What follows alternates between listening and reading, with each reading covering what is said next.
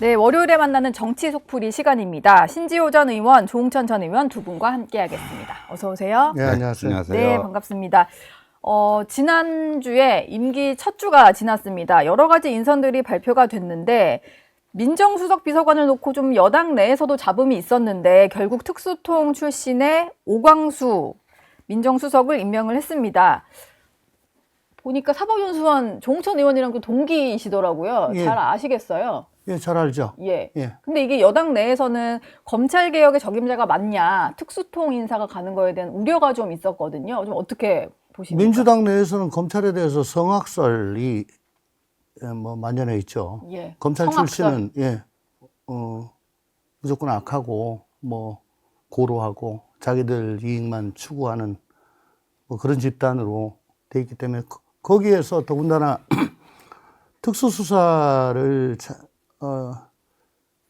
장기로 해왔던 오광수 수석이 예. 과연 지금 검찰을 완전히 분해해서 공소초근으로 만드는 작업을 흔쾌히 할 수 있겠냐? 네. 팔이 안으로 굽지 밖으로 굽냐? 그렇게 못할 거다라고 하면서 굉장히 좀 반발이 심했던 것 같은데 오광수 수석은 개인적으로 제가 알기에는 상당히 사람이 부드럽습니다. 예. 그래요? 특수통에다가 김영삼 대통령 이제 차남, 김현철 씨도 수사하고 이런 이력을 보면. 수사야 그런 예. 사건 오면 다 하는 건데 평소에 보면 사람이 굉장히 합리적이고 부드러워요. 으스대거나 그런 것도 없고. 네. 근데 이제 과연, 검찰 개혁 방향에 대해서 대통령과 철학을 같이 한다라고 얘기했는데 그런 생각을 평소에 갖고 있었을지 거기에 대해서 제가 제대로 얘기한 바는 없습니다만은 예. 그건 모르겠고요. 결국은 검찰 내부의 반발을 잠재우고 이해시키고 설득하는 그런 일을 주로 하지 않겠나 그렇게 생각합니다. 민주당 내에서 이제 서용교 의원 같은 경우에 이 오광수 민정수석 내정설이 돌았을 때 좀 반대 의사를 밝혔는데 대통령실에서 만찬하고 온 이후에는 인사는 대통령 권한이다 이런 얘기를 좀 했어요. 네.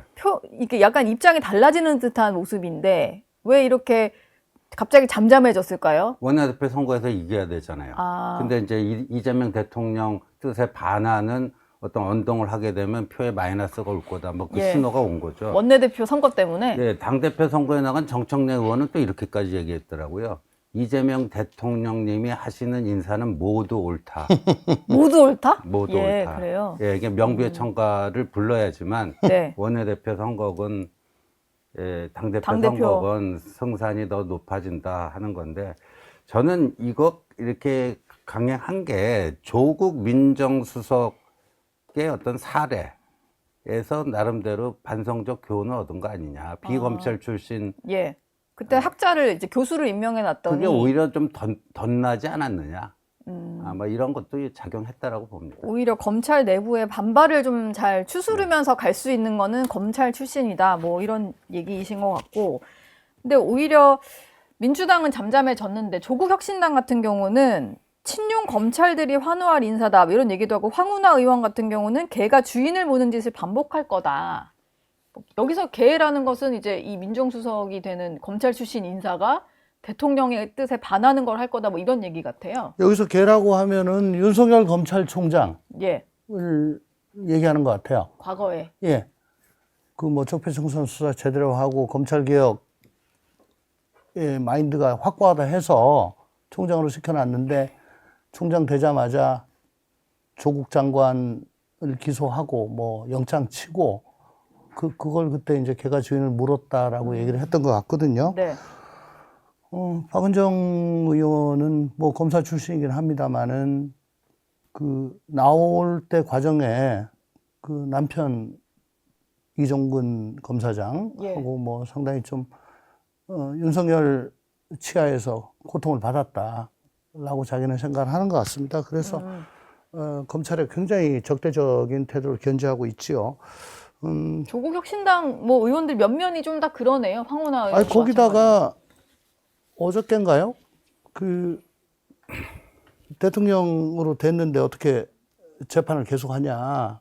재판 당장 중단해라. 네. 그 당대표 직무대행인가 그분이 뭐 나와가지고 김선민 예. 의원. 예. 민주당보다 더 세게 나와요. 네. 지금 이중대가 아니고 이제 본대야, 완전히. 예, 마치 본대죠. 여당처럼. 되게 세게 하죠. 예. 아마 조국 전 의원 조속한 사면 복권을 바라고 그렇게 하는 거 아닌가 그렇게 생각합니다. 뭐 민정수석에 대해서는 그렇지만 나머지 뭐 대통령이 됐을 때 재판이 중단돼야 된다든지 이런 데 있어서는 조국 혁신당이 오히려 민주당보다 더 여당처럼 얘기를 예, 한다. 그러니까 황운하 의원은 경찰 수사 독립을 자기 뭐 필생의 과업으로 생각을 하고 있는 그런 분이거든요. 예. 저 개인적인 생각을 잠깐 말씀드리면 수사 기소권은 재판 기소권이 분리된 것처럼 수사 기소권도 분리된 게 맞는데 네. 그 어떤 권한도 견제받지 않으면 안 됩니다. 그렇기 때문에 수사청과 기소청과 중수청으로 나눈 건 맞는데요. 그 기소청이 반드시 중수청에 대해서 수사 지휘를 하고 영장을 다 검토하고 또 모든 수사기관에 관한 수사는 기소청이 맡도록 그렇게 짜야 될 겁니다. 근데 그게 안 되면은 예. 중수청은 괴물이 됩니다. 예. 분리를 하더라도 좀 정교하게 해야 되겠다 이런 말씀이셨습니다. 지금 인선이 좀 나오고 있는 게 또 헌법재판관 후보자 지난번에 한덕수 당시 권한대행이 지명을 했던 헌법재판관 후보자는 철회를 했고요. 또 후보군을 검토 중이라고 하면서 지금 3명까지 압축된 인물들이 이름이 오르내리고 있는데 근데 압축을 했으면 압축을 했지 왜 3명씩 이렇게 언론에 좀 공개가 된 걸까요? 글쎄요, 그 속내를 뭐 제가 알 수 없는데. 여론을 좀 떠보고 안 되겠다 싶은 사람 빼려고 그렇죠. 그러실까요? 그러니까 그런 게 있죠. 이렇게 예. 여론을 통한 뭐 좀 간보기, 미리 좀 띄워가지고 기사를 흘려서 기사화시키고 여론 반응을 좀 보고 반응을 보고 뭐 과거에도 그런 것들은 비일비재했습니다. 근데 저는 이재명 대통령 공직선거법 위중교사, 뭐 대북 불법 송금 사건 변호를 맡고 있는 이승엽 변호사가 여기에 3인 중에 포함됐는데 네. 지금 그 이재명 대통령실 쪽에서는 뭐가 이해 충돌인지 모르겠다 그러잖아요. 예, 어제 질문을 했는데 예. 뭐가 이해 충돌인지 모르겠다 이렇게 답을 근데 하더라고요. 본인들이 이완규 전 법제처장에 대해서 뭐라고 그랬어요? 그 법제처장 될 때도 문제 삼았죠. 네. 예, 윤석열의 뭐 서울법대 동기다. 그리고 그 한덕수 전 총리가 헌법재판관 후보자로 지명할 때도 문제 삼았잖아요. 예. 그건 안 되고 이건 돼요. 그러니까 완전히 내로남불의 전형이죠. 잣대가 아주 그냥 그때랑 지금이 달라진 건데 특히 이거는 뭐 무슨 뭐 법대 동기다, 연수원 동기다 이런 차원을 넘어서 관련된 재판을 했던 사람이고 이게 특히 공직선거법 위반 사건인데 관련해서 지금 국회에서 법을 좀 바꾸려고 하고 있잖아요. 이게 분명히 뭐 보수단체 이런 데서는 헌법소원을 낼 수도 있고 그렇게 되면 관련된 사건을 헌법재판관들이 좀 심리를 해야 되는 상황이잖아요. 근데 이래도 이해 충돌이 안 되는 걸까요? 만약에 법원이 재판부가 재판 계속하겠다 그러면 84조를 침해당했다라고 대통령실이나 정부에서 네. 권한쟁의 심판 청구도 할 수가 있는 거죠. 예. 어쨌든 마지막에는 헌재에서 이걸 심판하게 될 건데 이해 안 된다고 하는 게 난 이해가 안 됩니다. 예, 왜 모르겠습니다. 이해 충돌이냐라는 대통령실의 반응이. 예, 왜냐하면 헌법재판소법 제24조 제3항에 보면은 재판관에게 공정한 심판을 기대하기 어려운 사정이 있는 경우에는 당사자는 기피 신청을 할 수 있고 재판관은 회피할 수 있습니다. 네. 20년도에 당시 이재명 경기지사에 대한 공직선거법 위반 사건이 대법원에 올라갔어요. 그 마지막에 전합체에서 무죄난 거. 그때 대법관 중에 한 분이 김선수 대법관이라고 있습니다. 네. 이분이 스스로 사건을 회피했어요. 빠졌습니다. 네. 왜 빠졌냐? 나는 과거 이재명 지사의 법률 대리인단에 참여한 적이 있다. 그래서 공정한 심판을 기대하기 어렵고 공정성 우려가 제기될 수 있다. 예. 라고 빠진 거거든요.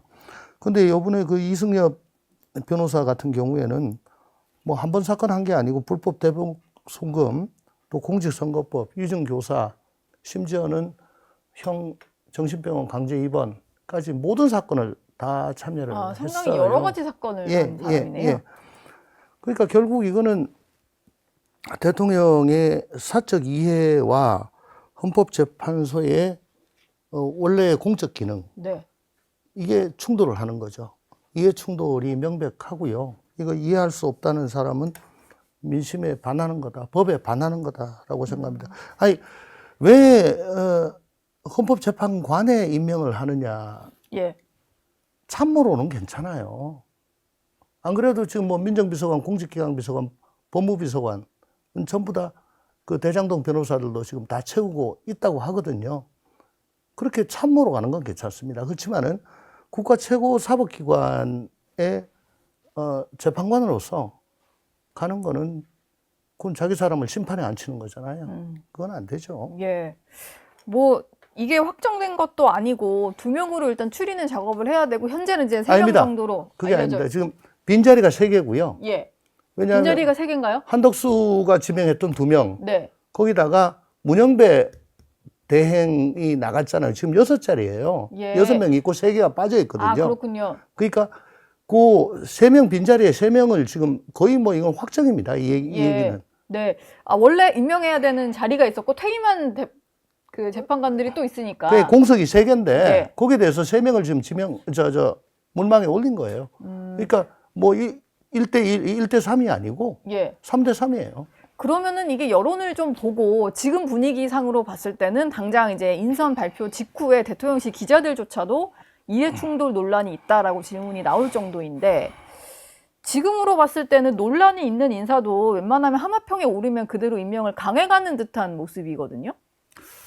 어떨까요, 이번에는? 지금 뭐 임기 초고 워낙 기세가 좋다 보니까 그렇게 할 수는 있겠죠. 근데 이제 이 문제, 이승엽 변호사를 헌법재판관 임명을 강행할 것인지 문제랑 예. 요번 주 뭐 12일인가요? 본회의에서 그 이제 현직 대통령 진행되던 재판을 중단시키는 형사소송법 개정안을 그 통과시키겠다. 예. 그 다른 것들은 조금 이제 속도 조절에 들어간 것 같은데 네. 요게 이제 리트머스 시험지가 될 것 같아요. 그러니까 이재명 정권이 뭐 통합은 유능이고 분열은 무능이다. 네. 근데 통합을 생각한다면 이런 인사 또 이런 법 개정 할 수가 없는 거죠. 네. 그러니까 이제 이재명 그 대통령의 그 취임사 저는 그거 굉장히 인상적으로 봤어요. 통합은 유능이고 분열은 무능이다. 네. 근데 이거를 만약에 강행을 하면은 본인이 그 취임사에서 얘기하는 건 구두선이었고, 네. 그냥 해본 소리고, 네. 나는 무능한 사람이다. 사실상 자백하는 쪽으로 가는 두 가지가 좀 이재명 정권 초기에 그 리트머스 시험지가 될 것 같습니다. 예.